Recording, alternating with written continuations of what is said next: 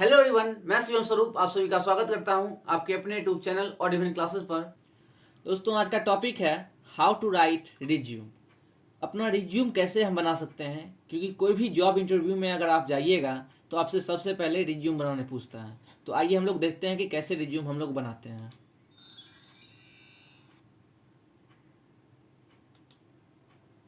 क्योंकि रिज्यूम बनाना बहुत ही इंपॉर्टेंट होता है, क्योंकि कहीं भी आप जाइएगा सबसे पहले आपसे रिज्यूम मांगेगा आपका, कि आपका रिज्यूम मतलब रिज्यूम में होता है कि आपका सेल्फ इंट्रोडक्शन ही होता है।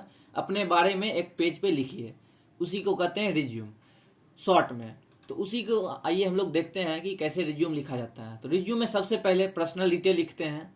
तो पर्सनल डिटेल में सबसे पहले अपना नाम लिखते हैं, उसके बाद अपना फादर्स नेम लिखिएगा, उसके बाद अपना मदर्स नेम लिखिएगा, उसके बाद अपना डेट ऑफ बर्थ लिखिएगा, उसके बाद अपना अपना अपना मोबाइल नंबर लिखिएगा, उसके बाद अपना ईमेल आईडी लिखिएगा, उसके बाद अपना जेंडर लिखिएगा कि आप किस जेंडर के हैं, मेल हैं फीमेल हैं। उसके बाद अपना कैटेगरी लिखिएगा, आप किस कास्ट के हैं, जनरल में आते हैं, ओबीसी में, ईबीसी, एसटी, एससी, किस कैटेगरी में आप आते हैं वो लिखिएगा अपना। उसके बाद अपना मैरिटल स्टेटस लिखिएगा कि आप शादीशुदा हैं या नहीं हैं, मैरिड हैं कि अनमैरिड हैं, वो लिखिएगा डिटेल में। और उसके बाद अपना रिलीजन लिखिएगा कि आप हिंदू हैं कि मुस्लिम हैं कि अदर कोई कास्ट के हैं, मुस्लिम, क्रिश्चियन, बुद्धिज्म, जो भी आप हुइएगा वो लिख सकते हैं। उसके बाद अपना आप एक फोटो अच्छा सा लगा सकते हैं, क्योंकि जिससे आपका रिज्यूम देखने में अच्छा लगे। उसके बाद आइए देखते हैं क्या होता है। उसके बाद अपना एड्रेस लिखते हैं, मतलब पहले अपना पर्सनल डिटेल, उसके बाद एड्रेस। तो एड्रेस में देखिए क्या सब लिखना जरूरी होता है। अपने विलेज या कौन से सिटी से, आप सिटी में रहते हैं तो सिटी का नाम लिखिएगा, अगर विलेज में रहते हैं तो विलेज, कौन से विलेज से हैं। पोस्ट ऑफिस आपका क्या है वो लिखिएगा, ब्लॉक किस ब्लॉक से हैं वो लिखिएगा। फिर डिस्ट्रिक्ट आपका क्या है, डिस्ट्रिक्ट का नाम लिखिएगा। स्टेट का नाम लिखिएगा। स्टेट के बाद हम लोग लिखते हैं पिन, अपने एरिया का पिन कोड लिखिएगा कि अपने अपने एरिया का सबका अलग अलग पिन कोड होता है, तो अपने एरिया का पिन कोड लिखिएगा। उसके बाद नेशनलिटी, आप इंडियन है कि कहाँ के हैं वो लिखिएगा, ठीक है। जैसे इंडियन है तो इंडियन लिख दिए। तो कुछ इस तरीके से हम लोग अपना क्वालिफिकेशन को दिखाते हैं कि क्वालिफिकेशन में डिग्री देना जरूरी होता है, कौन कौन सा आपके पास डिग्री है, कौन कौन सा कोर्स किए हुए हैं, कुछ इस फॉर्मेट में आप लिख दीजिएगा एक साइड। सेकेंड आता है इंस्टीट्यूट का नाम। इंस्टीट्यूट का नाम दीजिएगा कि कौन से इंस्टीट्यूट से आप किए हुए हैं, कौन सा स्कूल, कौन सा कॉलेज है, वो सब देना जरूरी होता है।